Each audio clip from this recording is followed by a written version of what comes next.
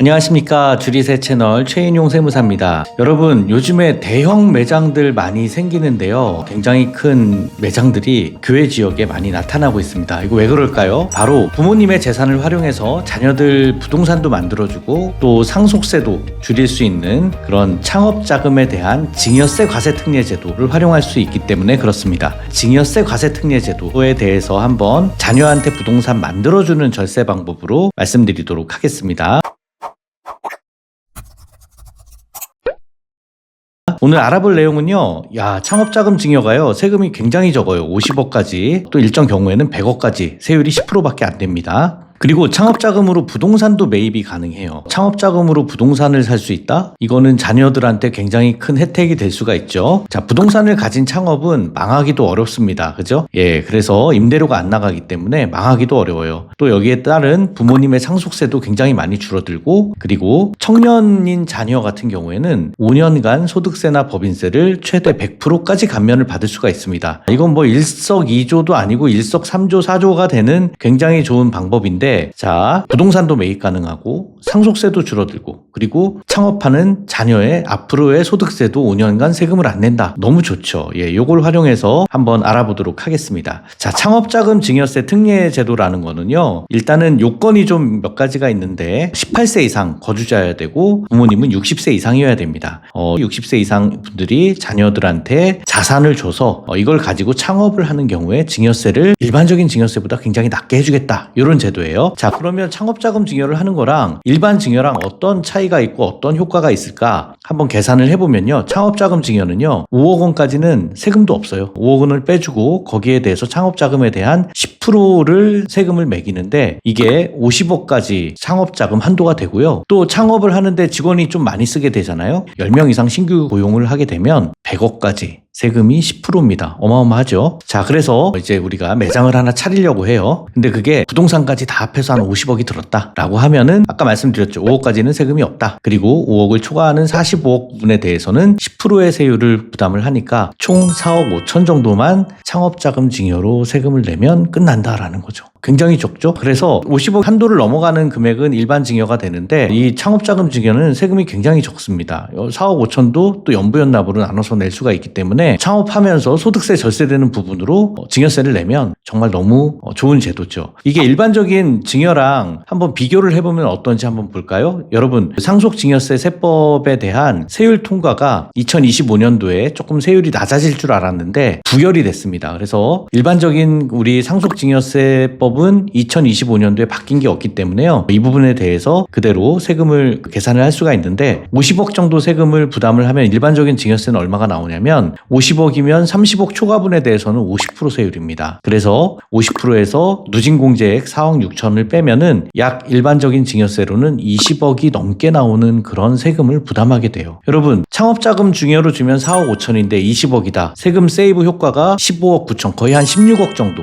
세금을 줄일 수가 있다는 거죠. 굉장히 적은 세금 부담만으로 자녀의 재산을 만들어 줄 수가 있는 겁니다. 이렇게 너무 다 하고 싶겠죠? 자, 근데 요건이 좀 있습니다. 이런 내용들에 대해서는 조금 더 구체적으로 좀 봐야 돼요. 창업으로 부동산을 매입이 가능하냐, 이런 질문들이 있어서 여기에 대해서도 좀 구체적으로 말씀을 드리면요, 자, 부모님이 주시는 재산에 대해서 부동산을 그냥 줄 수는 없습니다. 법에 어떻게 돼 있냐면 토지나 건물, 양도소득세가 과세되는 자산은 증여를 할 수가 없다, 이렇게 되기 때문에 이거를 제외한 예금이나 비상장 주식도 양도소득세가 나오니까 안 돼요. 법에는 어떻게 돼 있냐면 구체적으로 이렇게 돼 있습니다. 양도소득세 과세가 되는 그런 재산은 안 된다. 그러니까 상장 주식은 양도세 과세 대상 자산이 아니죠. 국공채, 회사채 이런 것도 가능한데 비상장 주식 이런 것들은 안 됩니다. 또 사업용 고정자산과 함께하는 영업권, 시설물 이용권 이런 것도 안 된다 생각을 하시고요. 자, 종합하면 부동산을 직접 주는 건 안 되지만 현금을 줘서 이걸 창업에 관련한 자금으로 부동산을 사게끔 하는 거는 가능하다, 이렇게 요약을 할 수가 있겠습니다. 그래서 자녀들이 창업자금으로 시설에 맞는 그런 부동산을 쓰면 되겠죠. 근데 여기서 조금 더 예규나 판례들 조금 더 깊게 한번 들어가 보면, 자, 사업에 쓰이는 부동산이 뭐냐라고 했었을 때 직접 사용해야 된다는 거예요. 그런 직접 재산을 취득하는 자금은 되는데 또 임차 보증금, 전세금 이런 것도 가능해요. 그런데 이런 경우가 있어요. 건설업을 하려고 하는 자녀가 창업자금 증여를 해줘가지고 그걸로 부동산을 샀어요.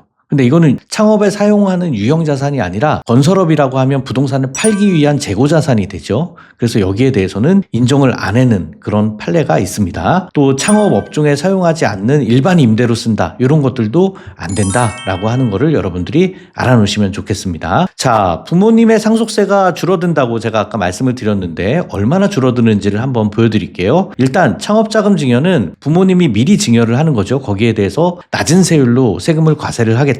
이 내용인데 부모님이 만약에 나중에 이제 돌아가시게 되면 창업자금 증여는 기간에 관계없이 상속재산에 합산되는 그런 문제가 생깁니다. 일반 증여는 10년 이내 것만 합산이 되잖아요. 근데 이 창업자금 증여는 기간에 관계없이 상속재산에 합산이 되기 때문에 불리한 거 아니냐?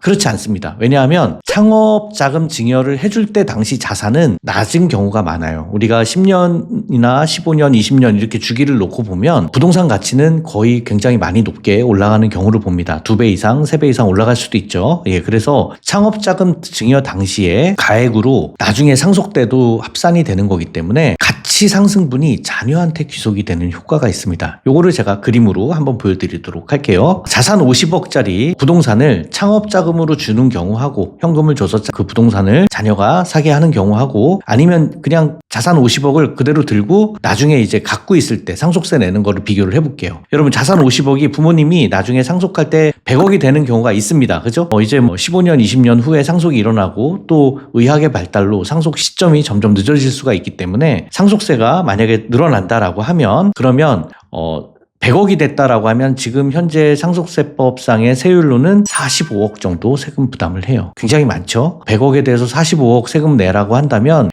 이 자산은 처분될 가능성도 높습니다. 자녀 세대에서 유지가 안 될 가능성도 높아요. 근데 자녀한테 창업자금 증여로 한번 주는 경우를 생각을 해보도록 하겠습니다. 창업자금 증여로 주면요 세금이 4억 5천이 나와요. 자, 그런데 나중에 부모님이 돌아가실 때 이 창업자금 증여 재산도 합산된다고 그랬죠. 근데 100억으로 합산되는 게 아니라 50억 예전에 지금 현재 가치, 앞으로 미래의 가치가 아니라 지금 현재 가치로 미래의 상속 시점에서 더해지는 거예요. 50억이 더해지는데 그러면 상속세가 미래에도 세율이 변하지 않는다고 하면 20억 4천 정도 나올 겁니다. 그런데 지금 미리 세금을 4억 5천을 내놨잖아요. 요 4억 5천 낸 창업자금 증여는 기납부세액으로 빼줘요. 그래서 앞으로 부모님이 창업자금 증여로 주고 돌아가신다고 하더라도 나중에 내야 될 상속세는 총 얼마가 되느냐? 15억 9천밖에 안 됩니다. 자, 여러분 100억을 상속을 하는데 15억 9천만 내면 된다. 원래는 100억을 부모님이 갖고 있었으면 45억을 내야 되는데 그죠? 굉장히 많은 절세 효과가 있죠. 그래서 부모님의 상속세도 미리 증여하면 줄어든다라는 겁니다. 더군다나 가치상승분이 자녀한테 귀속이 되기 때문에 부모님의 가치상승분으로 인한 상속세를 부담할 이유가 없다라는 거죠. 자, 그래서 장점도 여러 가지가 있지만 무엇보다 청년 자녀가 이 창업자금 증여를 받아서 창업을 하게 되면 창업자금에 대한 세액공제 감면도 추가적으로 받을 수가 있습니다. 자, 요거는요 수도권 과밀 억제 권역 내에서 창업을 하면 5년간 100% 감면을 받고요. 수도권 과밀 억제 권역 외에서 창업을 하면 5년간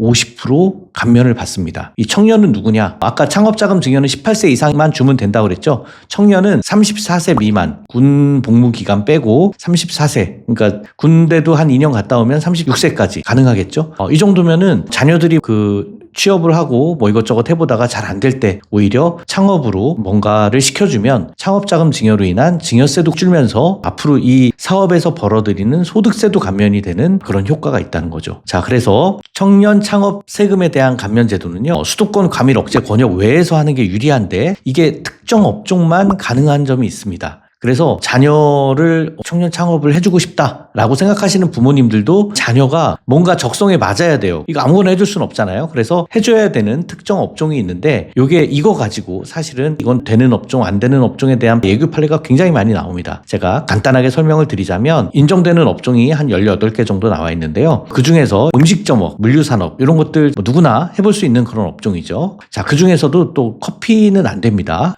커피 전문점은 음식점업으로 들어가 있지 않기 때문에 안 되고요. 그래서 베이커리 카페가 많이 생기는 거예요, 여러분. 이런 것들도 이유가 있는 겁니다. 왜 이렇게 베이커리 카페가 주변에 크게 많이 생길까? 자, 또 보면은 전문 과학기술 서비스업, 엔지니어링업 이런 것들도 괜찮아요. 그렇지만 전문직은 안 됩니다.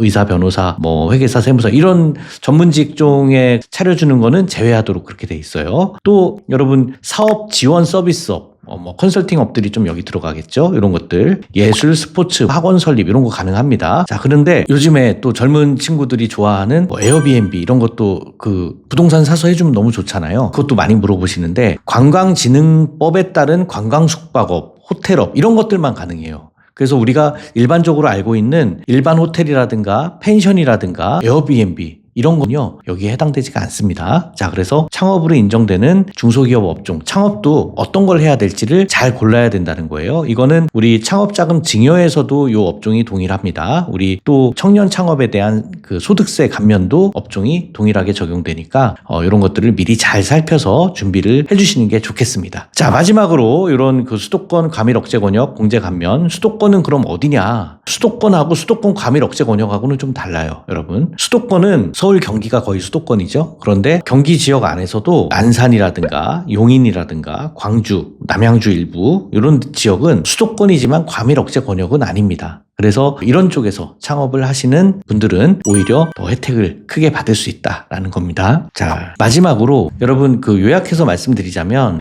창업 자금으로 자녀들한테 증여를 해주면 이 자금에 대한 증여세가 굉장히 낮은 10%의 세율로 부담을 하면서 세금을 줄일 수가 있다라는 게 첫 번째 장점이고요. 자녀들은 이거를 통해서 이 자금을 통해서 부동산을 구입하면서 창업을 할 수 있다라는 거죠. 웬만해서 망하지 않아요. 이 창업자금 증여는 사후관리 규정이 10년간 또 사업을 유지해야 된다는 규정이 있는데 오히려 이렇게 부동산을 마련해 주면서 하는 창업인 경우에는 웬만해서 망하기가 좀 힘듭니다. 자, 그래서 이걸 통해서 부모님 상속세도 줄이고 또 청년인 자녀는 소득세도 줄이는 이런 내용으로 여러분들 고민하신다면 가족의 세금 그리고 앞으로 자녀의 미래가 밝아질 거라고 저는 생각이 듭니다. 감사합니다.